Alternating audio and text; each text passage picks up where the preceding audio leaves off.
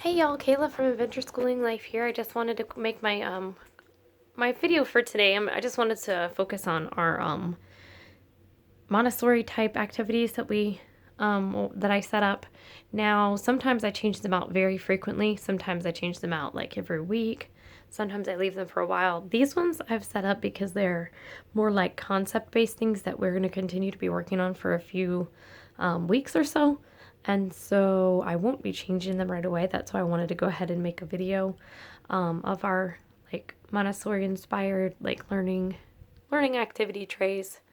I'm going to be doing a YouTube video here pretty soon for the channel of like an updated homeschool room because we just recently moved our homeschool room, and I just got this really cute carpet at Dirt Cheap, as well as this pillow, and I think it just looks perfect in front of the shelf where we display all our shelf activities and our shelf work. So the idea behind it is I wanted them to be able to have a place where they could sit on the floor comfortably and do their trays, which also actually worked out really well because I sit here for our circle time and our morning meeting, and they can sit here on the carpet. So let's dive in real quick and take a peek at some of this activities. I'll move the pillows around so that I can sit down and show you. I guess I'll start here at the top. I do also like to strewn learning activities just randomly on shelves, like these two. This is one we've had for a long time, but Lulu is really enjoying it. So it's just sticky notes, and you lay them out, and then you use the little shape buttons, and you matched the color. And so this one's just sitting here for whenever they want to. This is like those plus blocks or whatever. They like using them for brain breaks in the middle of their schoolwork. But, you know, they're here. So I like having them randomly tray activities around. I also have a, on our block area, I have this tray, which is a world continent puzzle that's like foam, and they can just do it. But I also have a one of those foldable felt maps where you match the what would they be called? I can't remember. Like the monument or the famous artifact or whatever to the state where it's from. And then there's a star for like I live here in Louisiana. So this one is just kind of hanging out in the block area so they can use it whenever they want to. So there are trays scattered around throughout the house too, besides here, down in our like little reading corner downstairs, which I'll show you guys later. But these are like our main school ones that we're going to focus on. And so let's get started. So the top up here is just some extra ones, overflow of what didn't fit on the shelf here. But again, they're just like little learning activities. This one is a rhyming word matching puzzle. I just have a it's not on a tray, which I need to get it on a tray. But then they would take the tray down to the carpet, and they would use these to match the planets and the sun, because we are beginning our space unit this year. So here's our Spanish colors little egg puzzle that we've had for a while. It's English on one side, Spanish on the other. Here's also another Spanish activity. I've saved these little TV dinner trays if we have them. We don't have them all that often, but they would just like search for the word in Spanish to match the English word. Mochila, backpack. Like that. So that's definitely one of our Spanish ones that I help them a lot with, since they're young, and we mostly learn our Spanish through some songs and also, you know, just daily life experience. We do this puzzle together as part of our Spanish learning. Sorry guys, I have a cold and it's driving me insane. This is like a pattern with popsicle sticks. So there's the pattern cards, and they can try to recreate the pattern, just the shape, or they can match the color and shape as well. So nice, manipulative, and, you know, something for their hands. This one as well is just random buttons and like little things that they can string. These are alphabet ones, so that Olivia can try to spell out words if she wants to. And basically it's just good fine motor and hand-eye coordination practice to string the beads. And I actually am having them use pipe cleaners right now instead of string. It's a little bit easier for Lulu to use the pipe cleaner than the string, and it still works. All of their fine motor skills when they do it. You could do patterning or color matching or any spelling out words. There's many ways you can do more with this activity, but I just love the fact that it gets their little hands busy and that they're strengthening their fine motor skills. I did that one already. This one is a little tray where, oh, they have money in here, which they're not supposed to. That came from another tray. I didn't check the trays before I started making the video. So basically this one, they would kind of race the clock to recreate the numbers. So they flip the timer over. And then they look at the cards and they're like, okay, I need to create a 1. So they can use the pipe cleaners or the popsicle sticks or a combination of both to create that number. Okay, now I need to make 5. Let's see, I'm going to use this and this. And I'm going to bend a popsicle stick for the rest of it. So that's basically the concept behind it. Again, it's good for hand-eye coordination, fine motor skills, but also this is number recognition and learning about working with shapes, manipulating the popsicle sticks and the pipe cleaners into the number that they're trying to create. You could do that with shapes, you could do it with letters. Right now we're just using it like as a math activity with the 1-minute timer. So they can work on time and money and, or not money, time and numbers. Here's our money tray that they accidentally took the money from. So this one is more about just identifying money and remembering money, feeling, touching. So it's sensorial in that way. It does have this little dry erase count your change book that I got for 10 cents. But basically, the way I would like Olivia to use it, her and Jenny being older, is I'd like them to match, okay, 1 cent. That's a penny, so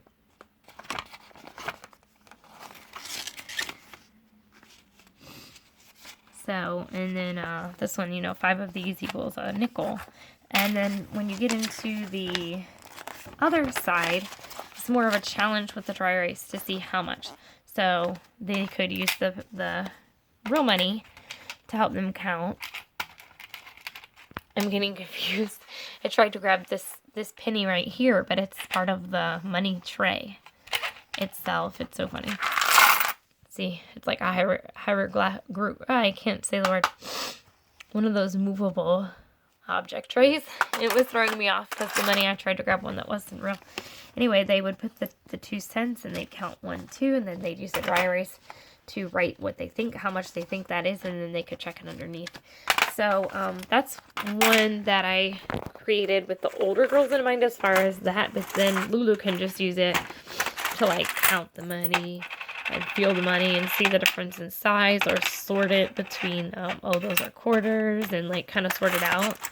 And so there's many ways that my older ones and younger ones can benefit from a tray like this. And so that's why I was excited to create this one for them.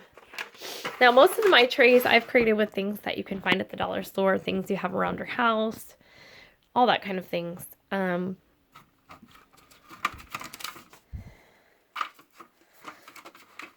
Okay. This one I made a long time ago. It's been in my other videos, but the girls love it, so we've just kept it out as technically a practical life Montessori tray. And so basically I have the tiny clothespins you can get at like the dollar store. And in here I just created some like little outfits. out of the like cardstock or like the little painter pieces, and they can practice their pincer grasp and their fine motor skills when they hang the clothes on the clothesline, which is almost impossible for me to do with one hand because I'm holding my phone and I don't have a tripod or anything. But you get the idea, and they absolutely love that tray. Okay, next. This is all kind of practical life trays.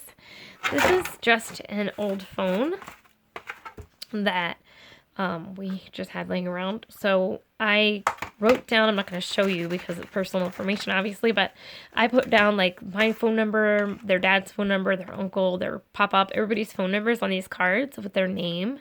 So it's good reading practice to read whose name it is. And then good number practice when they're recognizing the number in then using their fingers to put the number in the phone. But then it's also practical life because they're able to then see how to use a phone correctly. And so this is just a skill. Plus, I wanted them to memorize our phone numbers as well, which is very important. And so that's just our phone tray.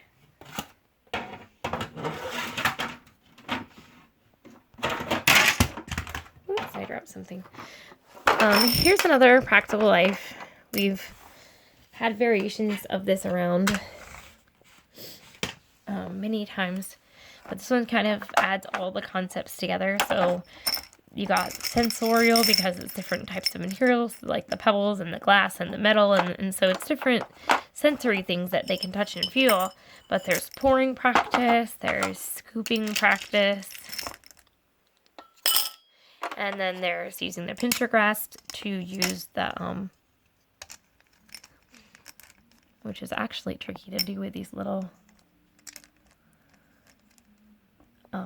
actually takes quite a bit of a grasp to be able to grab it, but with the tweezers.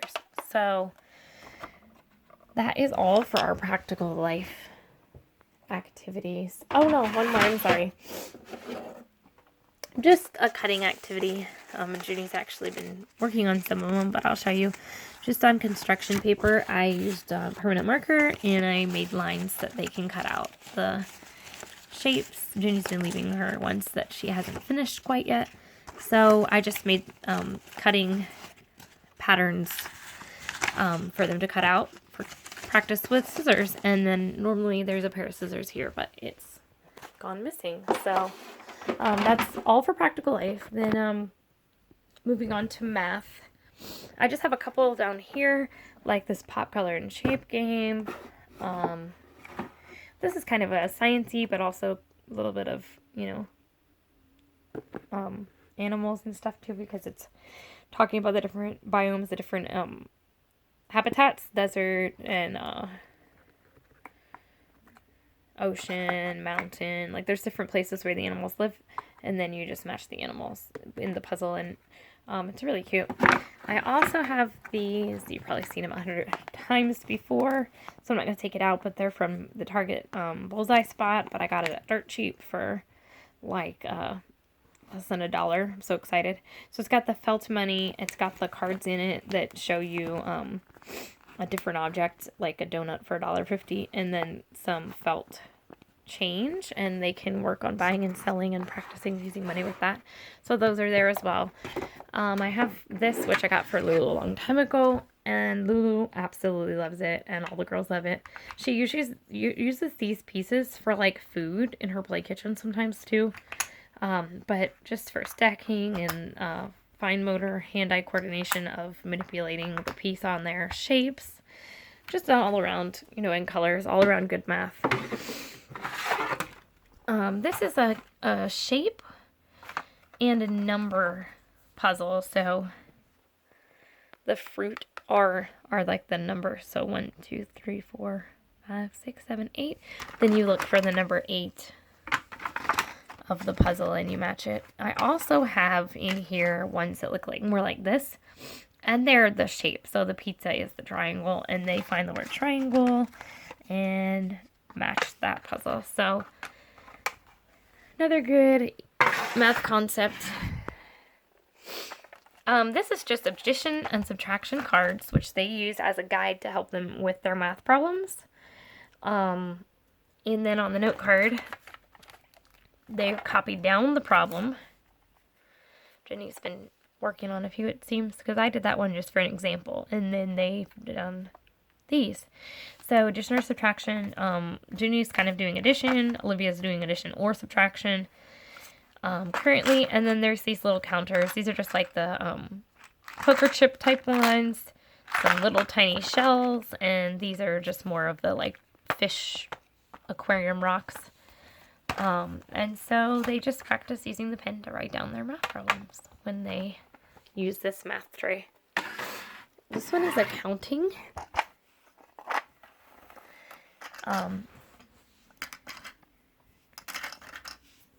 You just put the number. You can practice tracing it with your finger if you want to. But then you take the correct amount of little wooden chips and lay it underneath. They can do it in order if you want them to, or they can just do it as practice counting. And Lulu's been really loving this, although all the girls still do work with it because it does get up to some higher numbers. You could do it for a bigger kid. You could say 14 by adding the numbers together. And then they get a lot of practice counting out the numbers with their wooden chips. So that's definitely one that we love. I think I've had it on my trace before. This is more dollar spot type materials, all math related. This is a little flower that you match the petals that are the right color. But we're also working, and the colors are a little basic for my girls, but we're also working on Spanish. So I could take a permanent marker and write the word on here, rojo for red, and we could match it there too. So that way we still have it just plain on one side, that if a littler kid or if, just for review. But then we also have the Spanish. So that's probably what I'm going to do with it. This is just a clock that you can manipulate that's made out of felt. And we're working on time with the girls. And then this is a cute little ladybug counter that has the spots that have the correct number of spots on each one, and so you count how many and then you match it to the correct. So it's good like one-to-one correspondence practice. It's also good counting practice and just good sensorial because of the fact that it's felt, and the different textures are always good for sensorial things. That was a bullseye item that I got from Dirt Cheap as well. I've had these cards around and I've had these cards for a while. Jeannie's been having some confusion or difficulty when it comes to lowercase and uppercase letters. So what I did is I created this tray from just like, one of those chips and salsa trays. And basically you would, of course I can't find the one I'm looking for now because I'm looking through the camera. Let's see. F. Okay, so do I have F? I don't know. Oh my goodness, I can't find one to touch. M is for manatee. And it's cute because they're very into nature and animals. And then they have like a cartoony animal with the lowercase. But basically they just match uppercase and lowercase. And they can talk about the animal if they want to. And then they go on to the next card. A is for armadillo. Big A, little a. A. Like that. And so just a cute little activity that I threw together, which is helping with the uppercase and lowercase letter recognition. It's a review of letter sounds. It's a cute review of all the animals. And so that one's been working really, really nicely so far. And I really am glad I thought of this one because it's been helpful for Ginny to recognize the lowercase letters because she's really good with the uppercase letters but has trouble matching the two. Alright, quickly now, this video is getting long. This is you search for this is actually part of this. You just match the picture to the word. So it's good for my readers and pre-readers to try to match the word to the picture. This one is another pre-reading or reading activity. In here I have these like 3-part word cards, and basically you just match on here. And then lastly, I just have this tray, which we've had for a while. I've made these numbers with like stickers that are textured, and also I have sandpaper numbers and letters, and they just use the sand to trace out their letter or the number that they're trying to remember. And so that's really great. I hope you enjoyed this video. If you like it, let me know. I can continue making, when I change our trays out, I can make more. Just let me know if you like it. Leave anything down in the comments. If you want to stick around and see more videos related to our health, our home, or homeschool, even our garden, just hit that subscribe button. And we'll see you next time. Bye. Thank y'all.